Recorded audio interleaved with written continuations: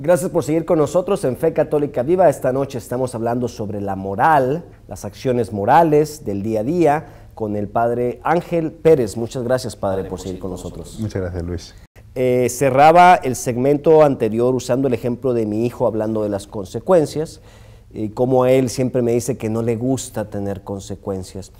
Pero cada acción en nuestra vida puede tener consecuencias. Yo ponía el ejemplo antes de la persona que cobra de más por un trabajo, de la persona que se echa algo en la bolsa cuando va a un supermercado, de acciones pequeñas o que a veces nos hemos hasta acostumbrado a ellas porque hemos rebajado el criterio moral a nuestra estatura en lugar de nosotros levantar nuestra estatura moral. Efectivamente, esto ocurre y se ve muy claramente en muchos lugares. La moral versa sobre cómo ser feliz, ¿no? Cómo desarrollarse uno como persona, cómo alcanzar la plenitud de quién soy yo, llegar a ser quien soy, pero en su plenitud. Y muchas veces, como esto implica un cierto esfuerzo, incluso cuando Dios nos ayuda, implica un cierto esfuerzo porque hay que colaborar con la gracia de Dios, y la gracia de Dios no anula nuestra libertad. Pues bien, como explica un cierto esfuerzo y un cierto sufrir a veces, o un cierto rechazar cosas en nosotros que están mal y cambiar, no nos gusta. Y abandonamos la tarea nomás empezar y claro, eso nos hace sentirnos mal, porque no estamos en la plenitud de quien deberíamos ser o quien podríamos ser. Entonces, ¿qué hacemos? Pues para consolarnos decimos que ya estamos en la plenitud de quién somos. Y por eso el famoso dicho aquel, ¿no? De quien no vive como piensa, termina pensando como vive. Exacto. Y es un consuelo que uno se da a sí mismo, se baja la medida misma de lo que es su vocación para ello. Y en la ética y en la moral hay distintas ramas. Y hay una rama social de la ética, quizá los ejemplos que hemos usado más acá tienen que ver con temas sociales de la ética, pero también hay una ética en el plano más personal o una moral en el plano más personal. ¿Nos puede dar algunos ejemplos de qué tiene que ver la moral con mi vida personal? Claro, aquí está. El tema es que como la ética versa sobre las acciones tienen distintas dimensiones. Toda acción tiene una dimensión individual, porque la lleva a cabo un sujeto individual, que es una persona humana concreta, y por lo tanto hablamos de una ética individual en ese sentido. Pero claro, también toda acción humana tiene un contexto comunitario. Mis acciones repercuten sobre los demás y se llevan a cabo en un contexto con los demás. Yo he nacido en una familia, he sido educado en una familia y mi forma de actuar también depende de la educación que he recibido y mis acciones contribuyen al bien o al mal de esa familia y por eso hablamos también de una ética familiar. Y luego hablamos de una ética social, porque claro, las familias que son la célula de la sociedad viven juntas y viven en sociedades y por eso podemos hablar de ahí. Pero es una división clásica, que siempre se ha hablado ética monástica, ética doméstica y ética social, así.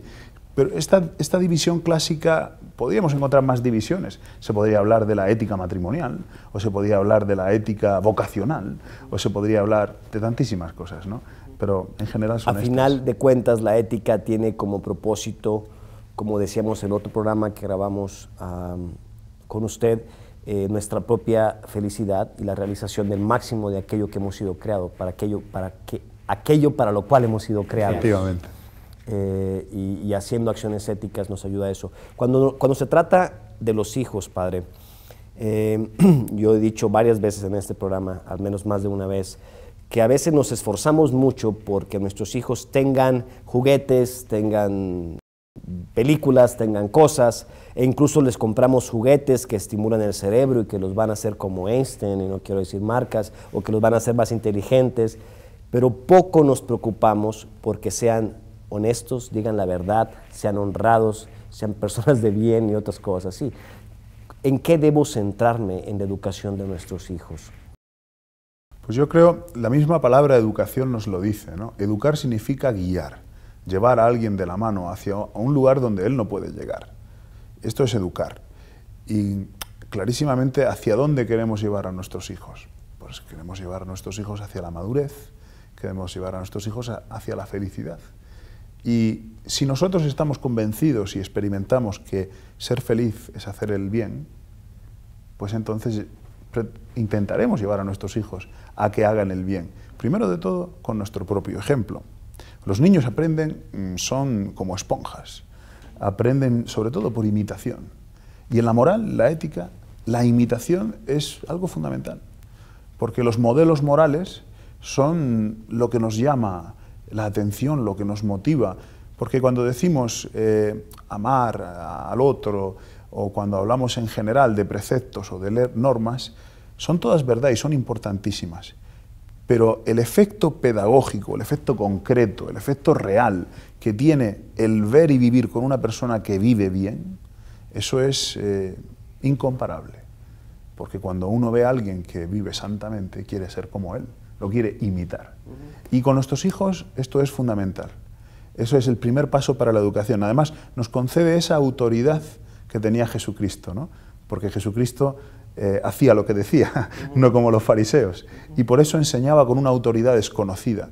Y como padres, sacerdote que también es padre y está llamado a educar a los demás, somos los primeros, todos nosotros, que ejerciendo nuestra paternidad o maternidad, tenemos que ser un ejemplo vivo, primero.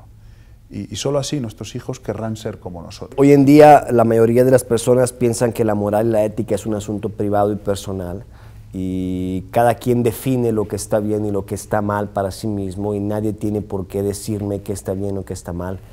¿Cómo puedo responder o qué le puedo decir a una persona que piensa así? Pues la verdad es que las propias acciones humanas desmienten esa afirmación, ¿no? No existen acciones puramente privadas, y entonces, pues claro, no puedo separar en mi vida un compartimento que dice esto no afecta a nadie, solo a mí. Y aún así, si así fuera, si existiera tal compartimento, tampoco podría decir que no existe una ética per se objetiva. O sea, no puedo hacer lo que yo quiera en ese ámbito, que si existiera, que no existe, porque yo tampoco me he dado mi vida a mí mismo, no he elegido nacer, y por tanto yo no he sido el que ha forjado mi propia naturaleza, para qué he sido hecho, mi destino moral o mi vocación. Y por lo tanto yo pienso que eso es erróneo. Yo creo que esto, las raíces de esto es porque muchas veces no se ha entendido bien la relación entre nuestra fe y nuestra vida social con los demás. Y en este país en el que vivimos esto ha sido un tema muy, muy importante desde su fundación. Y yo creo que el no entender el mutuo enriquecimiento que puede haber entre la fe y la vida social, incluso cuando en un mismo país conviven gente con distintas creencias, es lo que nos ha llevado a esta visión individualista de nuestra propia vida moral, ¿no? De forma que tú ahora, en tu ámbito individual, en tu casa, de puertas para adentro, puedes hacer lo que quieras, ¿no? Pero una vez que sales fuera, bueno, en fin, tu libertad acaba, como dicen por ahí, ¿no? Donde empieza la del otro, ¿no?